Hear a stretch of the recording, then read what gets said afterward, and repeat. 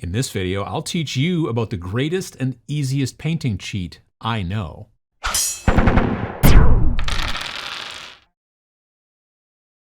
War. War never changes. Actually, I think it changes a lot, because you had throwing rocks and hitting people with sticks, and then now, I don't know, lasers and nuclear bombs or whatever. But there is one main constant, and that is dirt and grime and gore.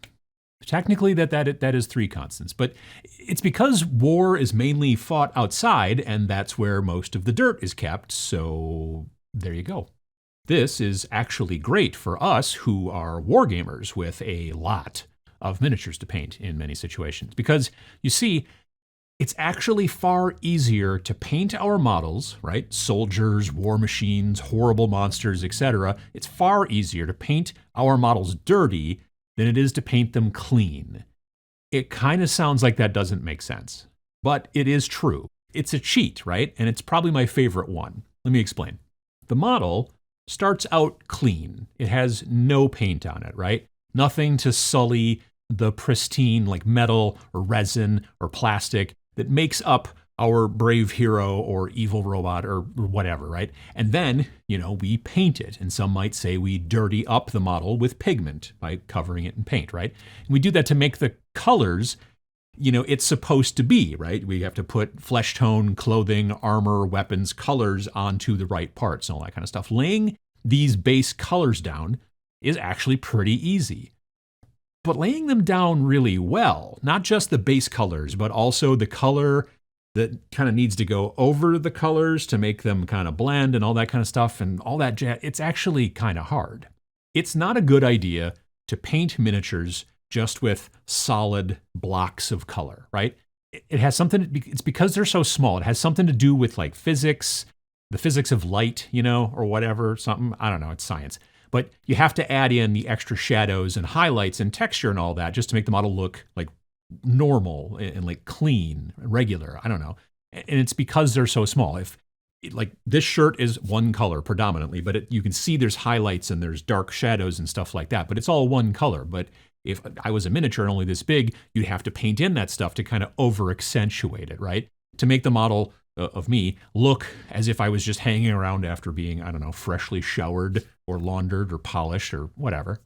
But clean, smooth blending is actually a bit difficult, especially to do it really well and seamlessly. If you want the model to look just unblemished and yet with perfectly smooth color transitions from point A to point B and all of that, it takes a lot of practice. There's more layers and then more layers and each layer has to be a little bit more subtle than all of the other ones, and it's a lot of glazing and blending and all that stuff just to get a nice looking clean model in its natural state that looks pretty good.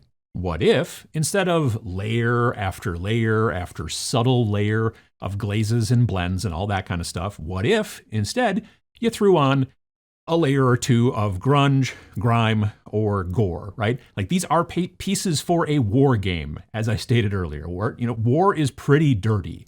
It's still adding more layers on top of your base, right?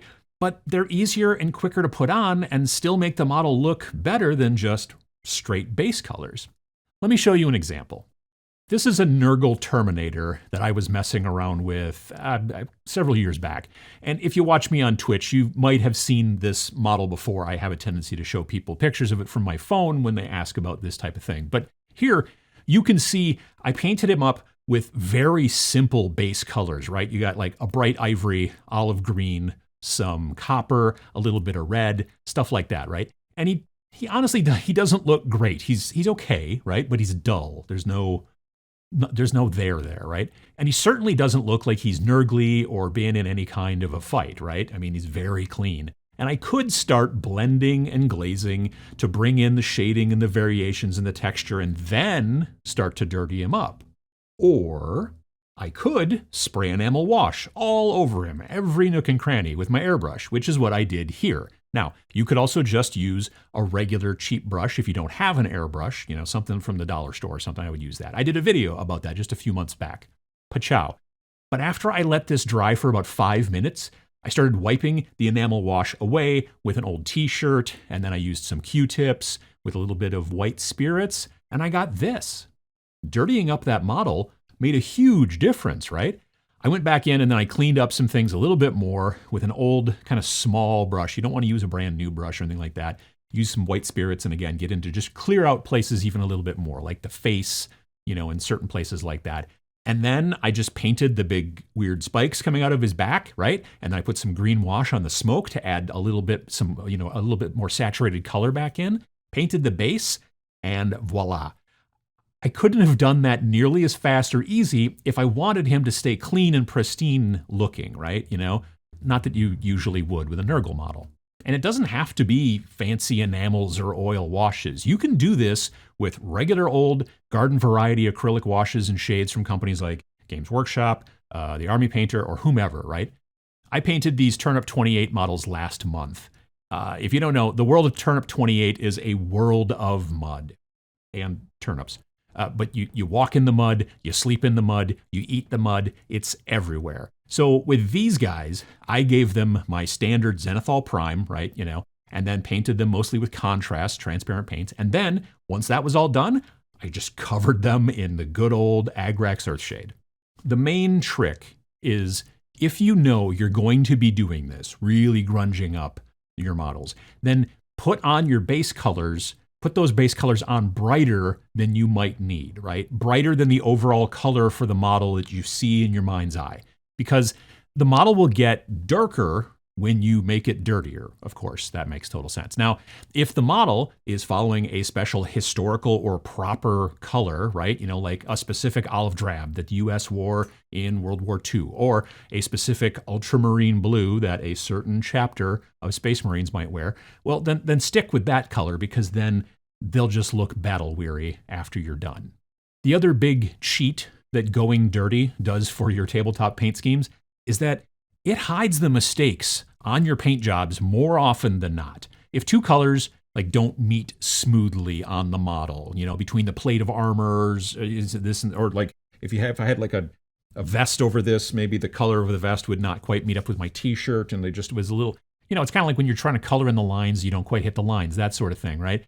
Lots of wash all over the model, specifically in the crevices, will hide that mistake. It will kind of go over where the two colors are supposed to meet and make them look like they met, right? If you've got, let's say, a small dab of one color, on a different part of the model where it doesn't belong, like you were painting the sword and then you got a little bit on his sleeve of the silver or whatever like that, a layer of wash or shade or whatever will help to make it look like it belongs there.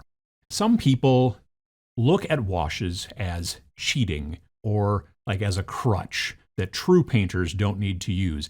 And while I agree that covering your fancy resin bust that you paid a bunch of money for, or your 75mm display piece or whatever, and just slopping it in Nuln Oil may not be the best idea, you'll be actually amazed at what some experimentation with just literally slopping washes onto your toy soldiers after a simple, base coat, and maybe also dialing it back a little bit with a dry or a wet brush that doesn't have any paint in it to sort of move the stuff around so you don't get weird puddles and things like that. Or maybe even making a mixture of I'm going to use this wash, but I'm also going to use a bunch of mediums so I don't get complete darkness, but I still get some of the effect, right? All of that kind of stuff will make your miniatures look dirty, but also right on the battlefield.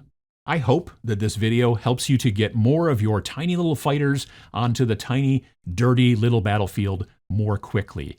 If you liked this video, do me a solid and hit the like button down below. The last video, as of this recording, got over 3,000 likes. Can we do that again? Let's find out. And subscribe if you want to see all of the shenanigans pretty much every week.